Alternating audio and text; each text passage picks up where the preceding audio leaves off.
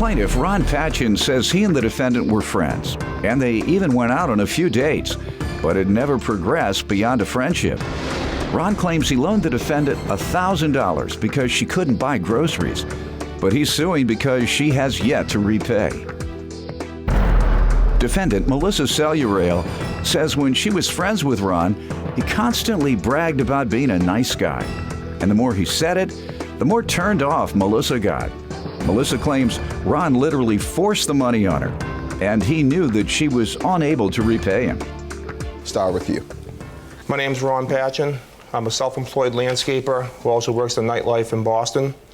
I've been working for Work the nightlife as in what? In the industry, working the door, checking IDs.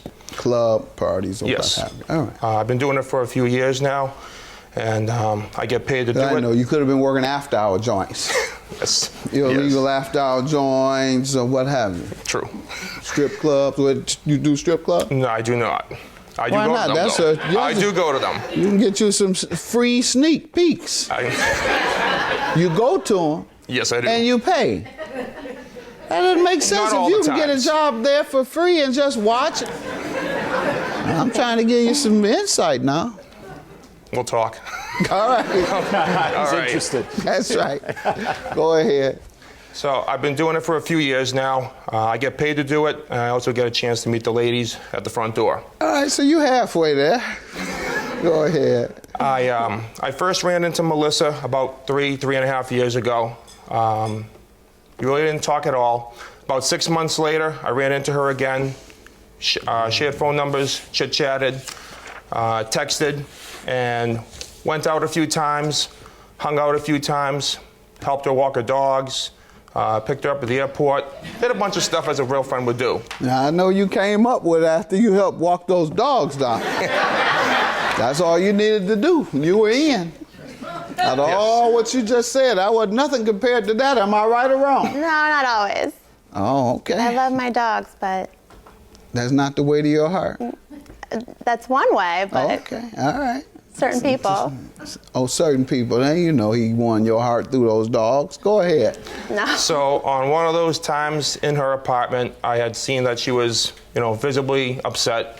And I had asked her what was happening, and she said she didn't have money to buy groceries for her fridge or pay her rent. She was falling behind on bills. And as a typical guy and friend... What is that called, Doyle? Typical guy. Dry begging. Dry begging. Even Doyle knows that game. There you go. That's right. Even Doyle knows that game, sir. My head's down. Mm-hmm. Particularly in the beginning of a friendship or relationship, you go over to the house. Yeah. What's wrong? I don't know, nothing. No, tell me. No, I don't want you to be bothered. I don't want you to worry. Let me in. All right, no, I was just bothered. I got a few debts and they're gonna cut off mine, or am I gonna take my car back if I don't come up with this $1,000 in a month? But I don't want to. That's not too much. No. Here you go. All right, there. Is that how it happens, sir? That's just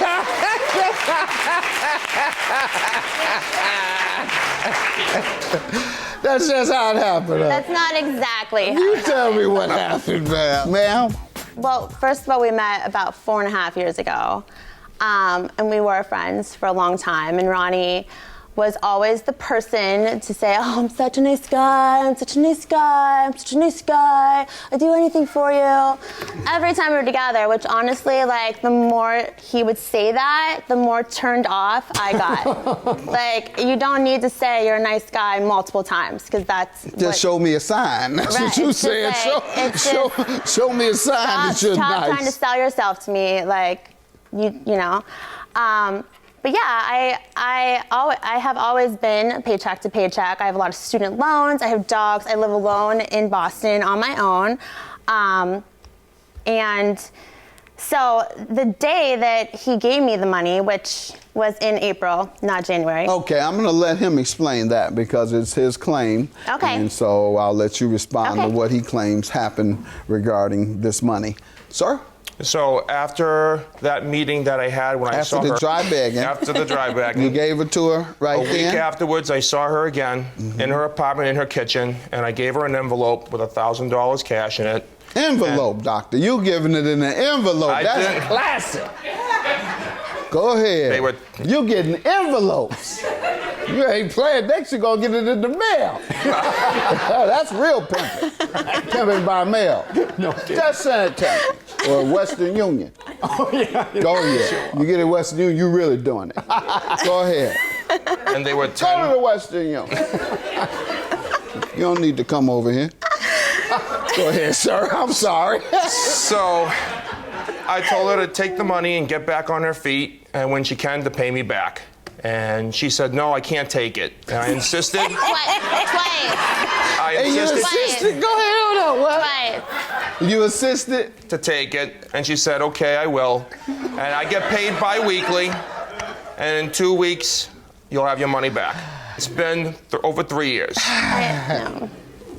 Ma'am? So first of all, I've been paycheck to paycheck for as long as I can remember, and I always make it work. And he had asked me over the phone prior to coming over that day to walk my dogs. He wanted to come over and walk my dogs with me because we never spent enough time together. He never got to hang out with me. So he had asked me prior to coming over on the phone, do you need money? And I said, no, I'm fine. And yeah, I was having problems, but I was fine until my next paycheck. I always make it work. I figure it out. And so when he showed up to walk my dogs with me that day. Now hold on for a minute. I know people say I interrupt all the time, but I gotta say this. My wife loves the dogs so much, our dogs.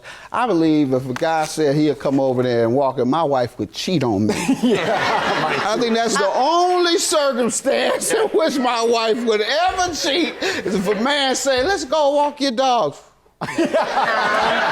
Only way she would ever cheat. Go ahead. I'm very protective of my dogs. So, I know. So he came up into my apartment and he set down an envelope. He slid it over to me with $1,000 in it. So at that point, I had said twice to him, no, I don't need it. I can't take it because I don't know when I'd be able to pay it back. I don't like to take money from anybody, including my family, because I don't like having that over my head that I owe somebody money. I owe somebody something. I don't like that feeling.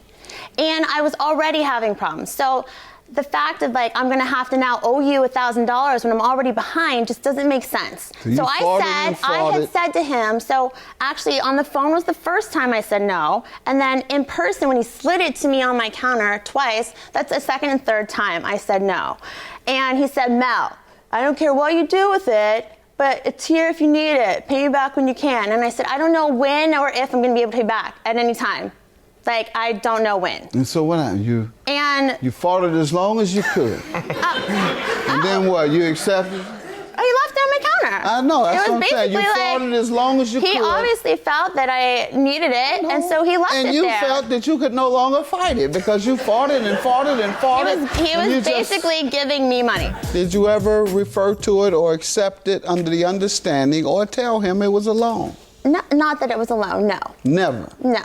All right. I had said to him, I don't want to take it because I don't know when or if I'm ever going to be, like, when I can pay back. And then things never got better. My days at work got cut. Then I wasn't even working. He knew I wasn't. Everything you're describing is a loan. Everything you just testified about is a loan. I didn't want to take it because I didn't know when I would pay back. And then my hours got cut at work. So I knew then. All that is... I'm just saying okay, why now, I I'm not wouldn't going to let you overtalk me. I'm going to make you pay him back. $1,000 is your judgment. Have a good day. I was honestly so thrown off getting this summons in the mail by Ronnie. And from what I know, he was stalking my Facebook page, which is, he found out that I was on vacations with other guys, which is kind of uncomfortable because you're not on Facebook and it's kind of creepy that you're stalking me. I've had friends that said that she'd been going away on trips, and I went on someone else's Facebook and saw all these pictures and knew that she could pay me back if she's been going on these trips. That other people are paying for.